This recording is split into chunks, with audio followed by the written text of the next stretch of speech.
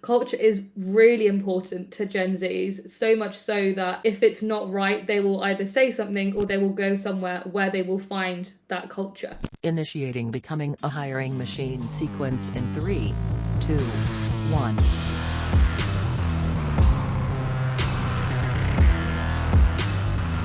Hey everyone, it is Lex Winship, and welcome to Becoming a Hiring Machine.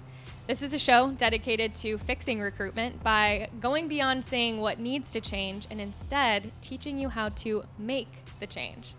Today, we have an amazing interview ahead of us. I'm so excited to get into it. But before we do, I want to tell you a little bit about the show. Essentially, we have shows within the show. Sometimes we have interviews with industry leaders and others who are shaking up the space. Sometimes we cover trending topics. Every Tuesday, we drop a Tactical Tuesday episode where we go deep on how to do something that will help drive better results in your day-to-day. Always fantastic. Lots of things you can take away with you right after listening. And occasionally, we have some really fun episodes where Loxo's founder, Matt, will join us to share something that he's been noticing, thinking about, or dreaming up in the recruitment space and that he wants you to know about.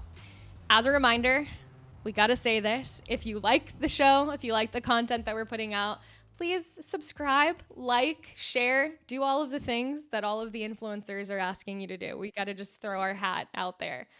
So today, I'm super excited about this conversation. Listeners who have been with us for a while will remember that Sam and I got into a conversation around the differences between generations a while back.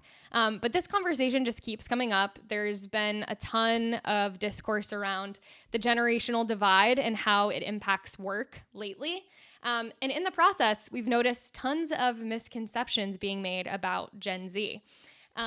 One of my favorite shows growing up was Mythbusters. I loved Mythbusters. So I figured today we would invite one of Loxo's very own resident Gen Zers to have our own myth-busting episode and get into some of the common misconceptions that we're seeing about Gen Z in the workforce. We'll bring in some data, as always, and we will also, of course, give you some takeaways as a recruiter that you can start to incorporate into your strategy. So with that, Amarbir, welcome to Becoming a Hiring Machine. Oh, this is so exciting. Thank you so much. I feel like I've been at Loxo for a while now and I always see the podcast come out, but now I'm actually on it and I'm able to listen to myself. It feels crazy. But I guess a bit of an intro before we get started. So my name's Amarbir. I've been at Loxo since February 2024, so a year and a half-ish. I've been in CS and now I'm part of the marketing team. And as you said, I'm very much a Gen Z. So right now I am 25 years old, which kind of puts me towards the start of it in terms of the Gen Z world, because I guess part of this podcast, this conversation, we need to define what that Gen Z means. So we're kind of talking about people who are graduating college, high school, or if you're from the UK, university, so 18 to kind of 20 years old, and then all the way up to kind of your late 20s. So yeah, that's the bracket we're talking about, and as a 25-year-old, I'm kind of in the middle there. Yeah, you're smack in the middle of it. Yeah, I do think like it's such an interesting range because, like you said, we've got people in the upper 20s who the job market that they inherited, that they came into right out of school, is very different than the job market that young Gen Zers are entering into, whether, yes, they're in high school or college or university. Today, the market looks very different now than it did 8 years ago. So lots of interesting stuff that we're going to get into. I love that you very softly teased a little bit of your journey. We're going to get into that more, your Loxo journey, and how that kind of plays into the conversation too. But first, I want to start us off we've got a couple of myths here that I want us to bust together. So I'm going to throw a myth at you, and then I want you to paint me a picture of the reality that is maybe more accurate here. So are you ready to bust some myths? Yeah, I feel like we've got to I'm batting it away. I know. Okay, so the first one, we're starting off pretty strong and aggressive here. This myth is intense, and the myth is Gen Z is lazy and entitled. What do you have to say to that? It kills me because it's actually something that I've heard before, right? My dad is kind of C-suite level. My mum has always worked in like finance too. They've like got, I hear it from my own family about Gen Z this, Gen Z that. I hear it throughout, and I think it's not necessarily about being lazy. It's about being efficient with what they want to do. And if they don't want to do something, we kind of don't do it. And that kind of is, yeah, I guess we just look at things with more of a critical angle. You know, nowadays you've got the internet, you can see and do your own research, and you don't have to take things as a face value. So I think we actually necessarily probably do more work in sort of understanding things.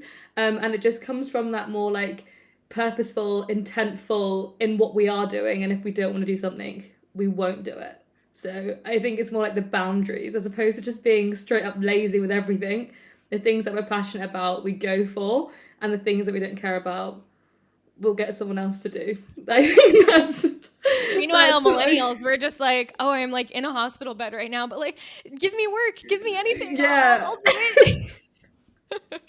I do think Yeah, though, and like, you bring I up think a we really probably interesting learn. point about like efficiency and strategy. And I think like that is something that I think gets missed a lot is, I mean, Gen Z, you guys grew up on your phones. You grew up doing things quickly, getting things done fast. And I think that there is a little bit more of this mentality of like, okay, like there's probably a better solution than the one that has been used by generations past. And like, it seems like you guys are maybe willing to push back on some of the norms and some of the like rules, quote unquote, that have existed and persisted for a really long time. And I could see how people might make the assumption that, oh, that you're just too lazy. You don't want to do hard work. And when in reality, I think what you're saying is like, no, maybe the work doesn't actually have to be this hard. Maybe there's an easier or better way. Yeah.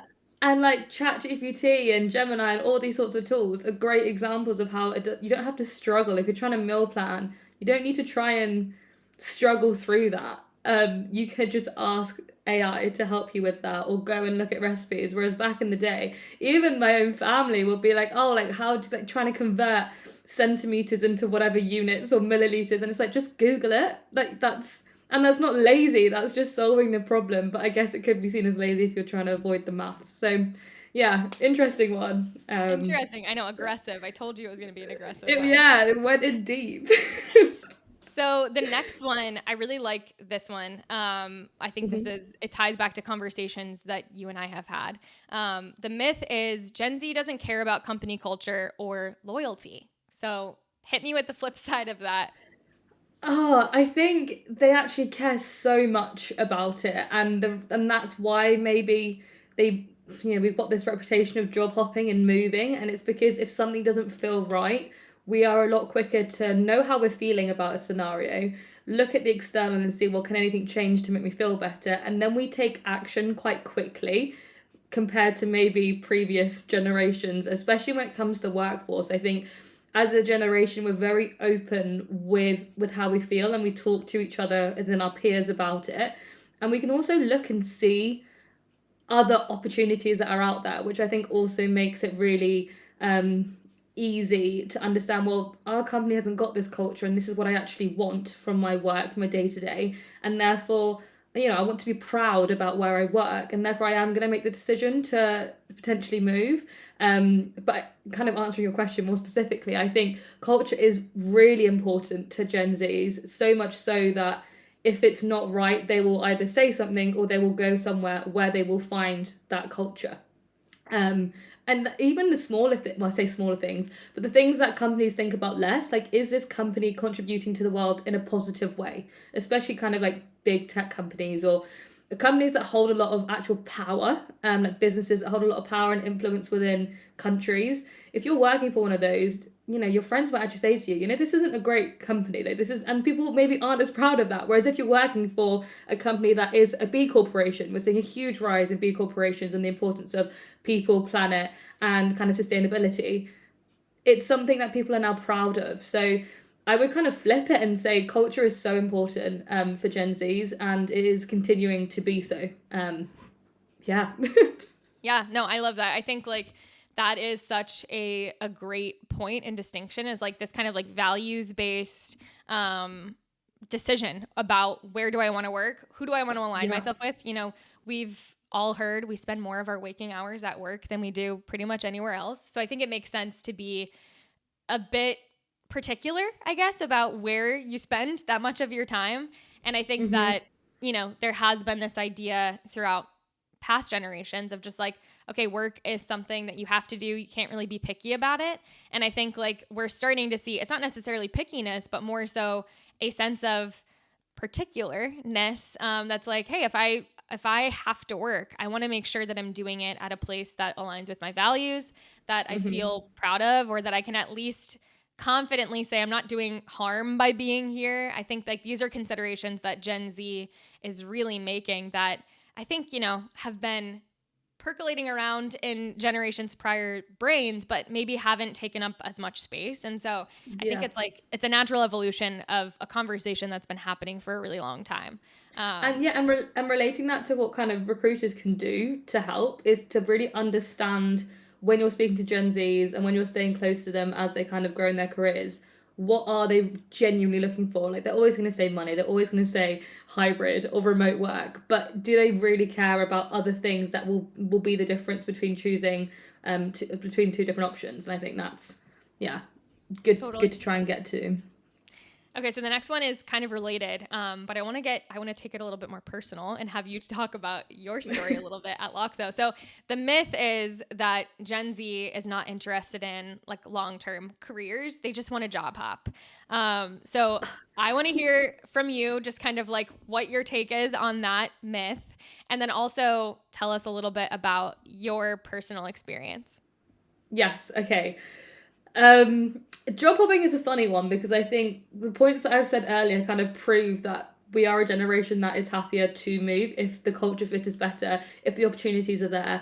And I don't think that is going to change. I don't think will ever change. I think companies now know that they need to be doing more for their people than they did 50 years ago. It just has changed. Even with like things like maternity leave and now paternity leave, like it's all very much like people focused and how you make sure these people do want to jump out of bed and start working. When it comes to my own experience, if you looked, no one needs to necessarily do this, but if you did look at my LinkedIn profile and looked at my CV, I've not really worked anywhere for more than 2 years. And there is a reason for this. It's not because I'm a job hopper. It's because the first company I worked for, I was there for a year and a half, got promoted, was really good. But then they kind of liquidated.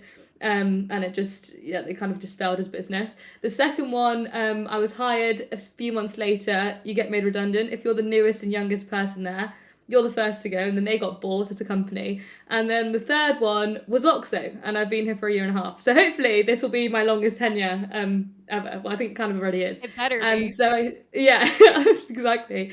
So I think when you find a company that is doing really well and you are really invested, and I was definitely someone who was so invested in working at this company that when I've actually interviewed twice for Loxo, because the first time I interviewed and then they said, we've actually got to stop hiring right now, we can't hire any more people. And I said, well, I'm going to wait. Like when I think Gen Z find, and then to be fair, a lot of people, when you find something that you really want, just go for it.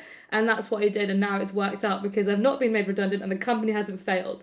So for me, that's a really big win. And it also shows what somebody is looking for. Like just because you're young and fresh doesn't mean you want, it's not nice being the new person at every job. It's actually a really difficult skill to learn. And it is quite uncomfortable. So it's not that Gen Z want to be fresh and new and always kind of be job hopping around. I think it's just when the scenarios, in my experience, have been the way that they are, it's easier. Well, it looks like you're job hopping, but there's actually a lot more to the story. And then I think the other reason that I've stayed at Loxo as well is because of the opportunities at Loxo. And if that wasn't there, then I too would have been looking elsewhere and seeing what I can do for my career. So I don't know, should I share that I moved departments? I think for our listeners, like a little bit of context, I think is that, like you were in CS and you were kind of like, you wanted to work at Loxo. So you joined us in a CS role, but that wasn't like necessarily your long-term goal. And I think like we had a lot of really great conversations early on of just like, yeah, what do you want out of your career? What do you want here? And how can we try to find a path for that? And so then when an opportunity opened up in marketing for community marketing manager, you were the first person who came to mind. And I think like that is in part because Loxo is a place that values people, not necessarily roles, but like this is a person who is an amazing culture fit. Like if they want to grow here, we're going to create paths for internal mobility, for opportunity. But it also came from you being open and honest in conversations with your managers, with, cross-functional teams of like, hey, this is what I really want. And, if for me to be the most happy here, I think that I like would want to be in a role like this. And I think it's a two-way street is what I'm getting at. And I think like, I'm so happy that Loxo was able to do that for you and that you were able to do that for Loxo. Yeah, 100%. And I think my mum is always like, oh, I'm so proud of you because, you ask and you raise these things that you want to do. And I think it's just ingrained in, I don't want to say a whole generation because people are different and they're not always feeling as comfortable to raise these questions and to say to your manager, like, look, I want a promotion. This is what I'm planning to do in the next 6 months. Will that get me to a promotion? We're comfortable saying that, whereas my mum would never have dreamed of it, 40 years ago when she started her career. It just was not a thing. So I think Gen Zs do talk a lot. You just have to listen. Just ask the right questions and listen. And then, it was amazing when Loxo came to me and said, do you want to do this role? And I said, what is it? And here I am. So there we go. Here you are, building a community for us. I love it. Yeah, thank you for sharing that. I think like that is such a great example of Gen Z is willing to stick around. It's just a matter of opportunity. And I think like there is, again, that two-way street is so important of communication on both sides. Mm-hmm. And I think a lot of companies have such a rigid view of roles and mobility and opportunity within the company. But looking at ways in which skills can be transferred over, to other roles or to other opportunities within the same company. I think this is something that internal teams can look at as well as recruiters, like kind of trying to get creative with skills transfer, which is something that we've talked a lot about on the pod too. So the final myth, you touched on this a little bit, but there is a myth about Gen Z that they only are open to remote opportunities. They're like super antisocial and they just want to be like on their iPads all day or whatever. So talk to me about that. I think if you just open TikTok and look at all the people who are out and about getting matcha or on holiday somewhere, it's not that they want to be recluse. Like Gen Z are like any generation. I think we actually want to get out more, and that's why the remote opportunities are so inviting. I mean, we're fully remote at Loxo. It definitely was a massive plus for me because I live far away from my parents and my friends, and this year I've gone to 7 different countries and that I've got 2 more to go, and I've been working from them, and that's so exciting. So I think remote work, the kind of branding and like the stereotype that it has, I think comes from a very negative place. Like, oh, they don't really want to work. It's like, no, they do want to work, but they want to work from maybe a hot country, especially if you live in the UK right now. Maybe you just want some sun. You just need some vitamin D. And so I think it's more, even though people associate it with being antisocial and not wanting to go into the office, in my opinion, we still do quarterly get-togethers in the UK. We've actually got one in 2 weeks' time. And I love it. And I've gone to festivals with people who work at Loxo. Like, they've become my best friends outside of work. And I don't think remote work stops that. Of course, different roles, different industries, different positions kind of tend to bring in different personalities. And obviously in CS and marketing, you tend to be kind of more extroverted. But I still don't think it makes a difference. I think this remote work kind of sticker that people are putting on, I think it needs to be like understood correctly. It's not about being antisocial. It's about being social and having control of the time and where you are. And I think companies need to get on board, maybe not fully remote, but at least maybe deciding what days like are absolute must compared to others. That's my 2 cents. Okay, I love it. So I'm going to share a couple of data points that will kind of help shed some light on this conversation. And then we'll get into some takeaways for recruiters. So the first data point that I thought was interesting is around tenure. So recent studies have shown that the average job tenure for Gen Z workers is shorter than other generations, which you've already called out that is probably accurate. Within the first 5 years, there's varying reports that will say anywhere from 1.1 years to 1.8 years that Gen Z is spending at a job within the first 5 years of their career. Millennials were in like more of the 1.8 to 2 years, Gen X 2.8 years, and baby boomers closer to 3 years at the same stage. So we are seeing this decrease in average tenure for Gen Z, but I think that maybe some of the reasons that we've attributed to this trend are unfair. We've also had COVID throw a wrench in things. There's so many external factors that I think we would be remiss to say that they're not a factor here. So I think Gen Z gets a lot of flack for all of these myths that we've busted, but in reality, this is a situation that is so much bigger than just one generation making a decision of, I'm going to work for shorter periods of time at a company and I'm not going to be loyal. Yeah. One thing just to add to that is like travel. Like now, in terms of like getting to work, back in the day, if you wanted to hire someone, you just put a note in your window and say like, I'm hiring someone.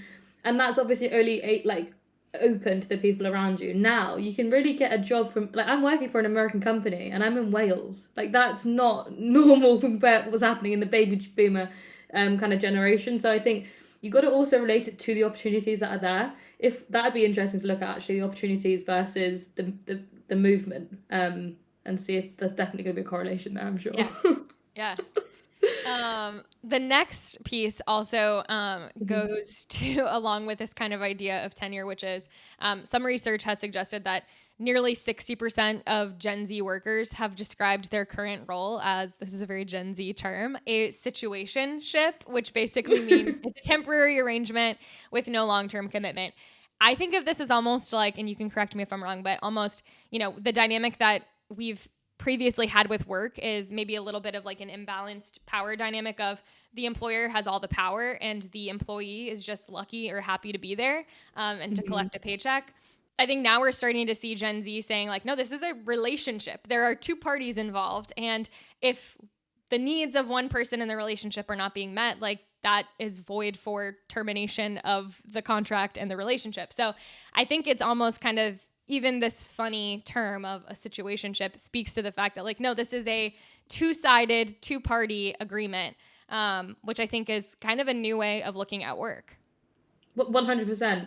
I think now as a human, if you're working every day to make someone else money, and then like, I don't know, I just morally it feels like, well, then when I ask for this or I need this to do my job and then you're not giving it to me, that's not nice. And I think even the relationships between a Gen Zer or any employee and their manager, that is the most important, I think, for Gen Z. If you've got a cool manager, you're probably not going to leave as quickly as if you had a manager that's micromanaging you, because the other thing with Gen Z is that we do have egos. Like we haven't touched on that, but there is a belief that I can find somewhere else. Like there's only one of me, but there's hundreds of jobs I could go and find.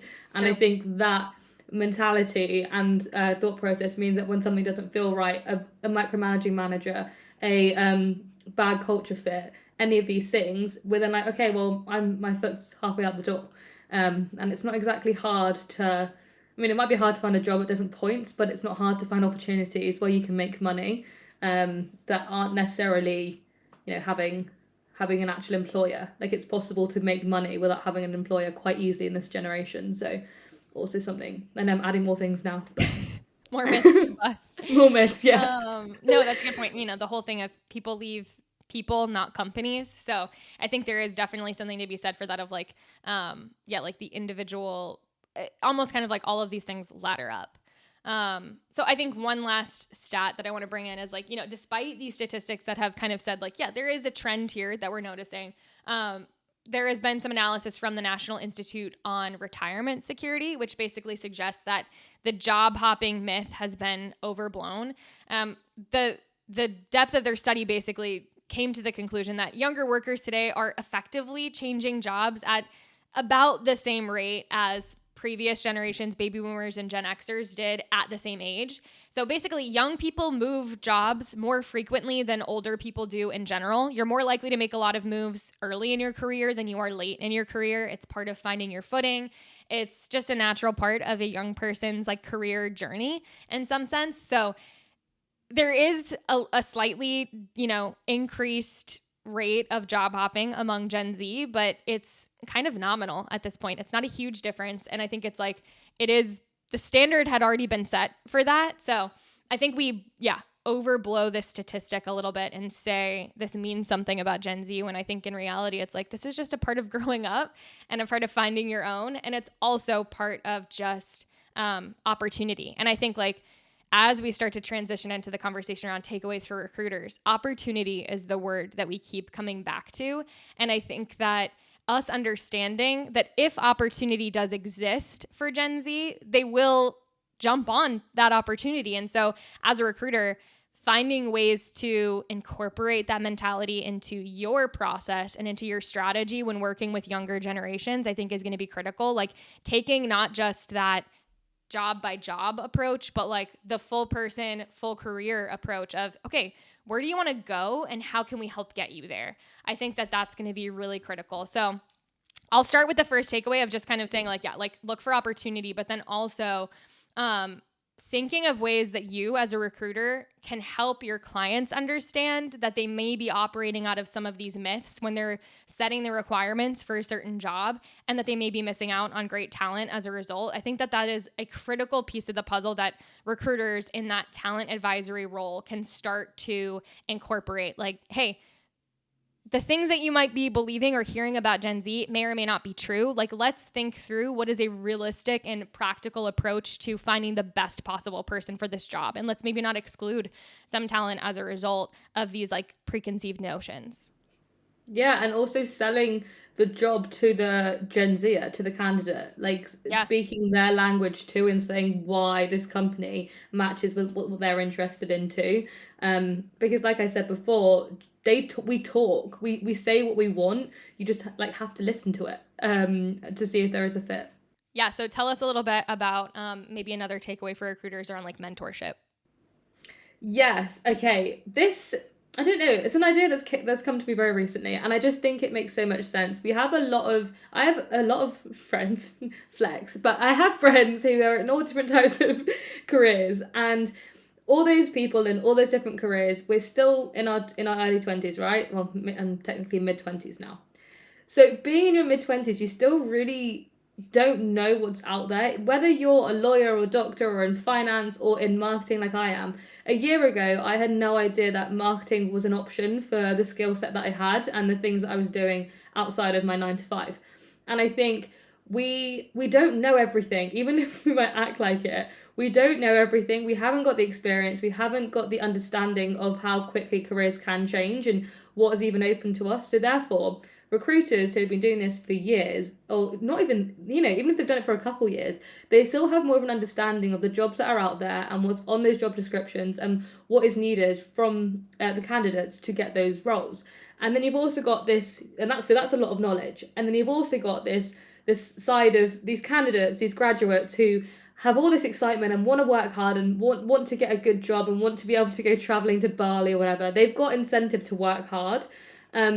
But they don't know how to start. They don't know what's even possible for what the degree they have. They kind of think they do, but they probably are cutting out maybe 50% of the opportunities because they just don't think that the words match, or they're Googling and searching on LinkedIn for job titles that are quite narrow.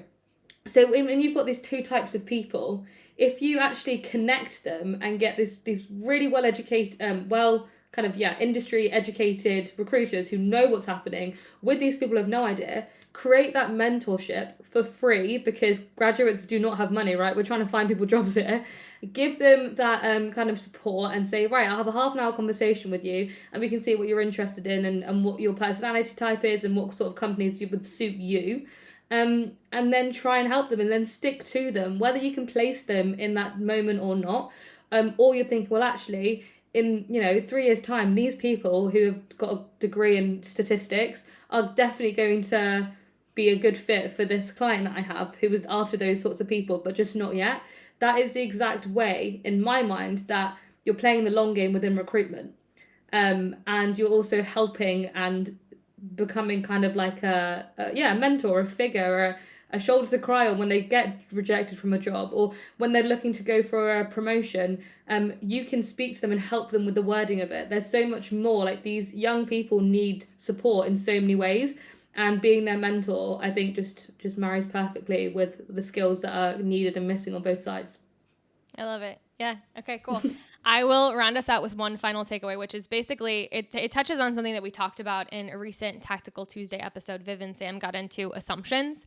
And I think this is another area in which assumptions are kind of getting in your way of finding the right talent. So when you make an assumption about what younger people can or can't do, you're missing out on great talent as a result. Upskilling has never been easier. You made the point about using ChatGPT and other AI tools.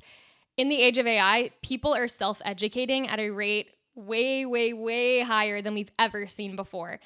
We've had this conversation about, bachelor's degrees becoming almost redundant because people are finding the same level of education in self-guided courses. They're teaching themselves how to do these things just using AI tools. And so I think hiring criteria has to shift as the culture shifts and as the way that we learn and as the way that we gain skills shifts. And so as we're starting to think through what are the skills that are necessary for a role, some of the maybe leading indicators of whether or not someone would have that skill set or not have maybe shifted a little bit. So previously you might have said, oh, if this person has X degree, then they're going to be well suited for Y role. That may or may not be true anymore. And I think that we need to start looking at more of a skills-based hiring scenario. We've had this conversation before, but I also think that that is a good takeaway for Gen Z and also anyone looking for a job right now, is leaning into your skills, maybe more so necessarily than your experience, than maybe specific educational history, that kind of thing. Just a conversation around kind of the way that we present ourselves and the way that we search for talent. Obviously, Loxo just released natural language search. I think that this starts to create a little bit more of a path for finding talent outside the bounds of specific job titles, outside the bounds of specific educational history, that kind of thing. So we're moving in a direction that supports this kind of full person approach. But I think we need more buy-in as far as the mentality itself goes when it comes to candidates, when it comes to recruiters, when it comes to clients and companies. So all of this, I think, is, it's a moving and shifting conversation. But I think ultimately, I would love for some recruiters who are listening today to start experimenting with natural language search if you're a Loxo user, because it's really cool and really fun and it's going to blow your mind. But then also I would love to make a case for opening up, widening your search criteria a little bit just as an experiment. See what comes back, and see if maybe there are some surprises that you couldn't have anticipated. So that's it for today. We covered a lot of ground here. We busted a lot of myths. I was going to say we mythed a lot of busts, which does not make sense. We have been myth busting. And I really appreciate you joining us and sharing a little bit of your story, as well as helping us kind of break down some of these assumptions that people are making cruelly about Gen Z. Yeah, I really hope I've done Gen Z proud. I hope there's no one listening who thought, no, she's completely wrong. Bad representative. Yeah, exactly. It's quite a weight on my shoulders. But I think, we got to just take a chance on Gen Z more and listen to them more. There's a lot of value there, if I can say so myself, as a Gen Z. Well, thank you for joining us as our representative of Gen Z. And hopefully we'll have you back soon. We can talk about some other fun stuff. I'd love that. Okay. Well, with that in mind, Becoming a Hiring Machine is a production of Loxo. If you liked this episode and are not sure where to go next, we will link to a similar one in the show notes. You can find the show notes in the description of your favorite podcast streaming platform, as well as on our website, loxo.co/podcasts. Full episodes are also available on YouTube. You can find those on our website as well if you want to see our pretty faces while we talk about myth-busting Gen Z assumptions. If you have specific questions or are looking for advice, maybe you have some burning questions about Gen Z and hiring Gen Z that you want to ask us, lucky you. It's your lucky day. You can send us an email at podcast@loxo.co, and we'll make sure the right person sees it. And lastly, if you enjoyed this episode, please make sure to leave us a quick rating in your podcast streaming platform. That's it for today, everyone. Hope you have a good one, and we will talk to you soon.